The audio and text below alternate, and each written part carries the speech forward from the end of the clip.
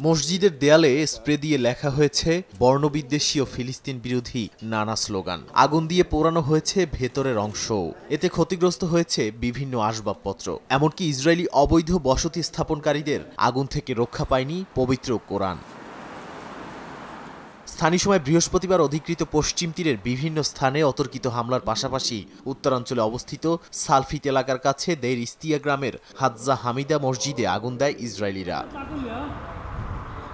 ওই অঞ্চলে ফিলিস্তিনিদের বিরুদ্ধে সহিংসতার মাত্রা অনবরত বাড়ার মধ্যেই আগুন দেয়ার এই ঘটনা ঘটেছে। মসজিদে আগুন দেওয়ার ঘটনায় আন্তর্জাতিক অঙ্গনে চলছে ব্যাপক সমালোচনা। এ ঘটনাকে জঘন্য অপরাধ আখ্যা দিয়ে নিন্দা জানিয়েছে ফিলিস্তিনের ধর্ম বিষয়ক মন্ত্রণালয়। নিন্দা জানিয়েছে জাতিসংঘ, জর্ডান, জার্মান, সুইজারল্যান্ড সহ বিশ্বের বিভিন্ন দেশ ও সংগঠন।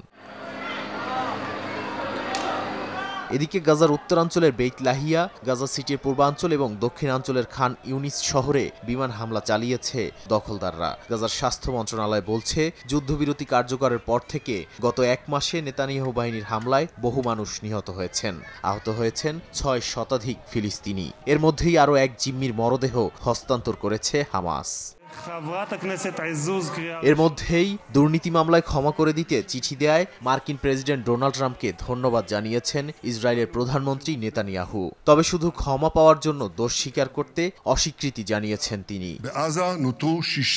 নাদিম মারজান, সময় সংবাদ।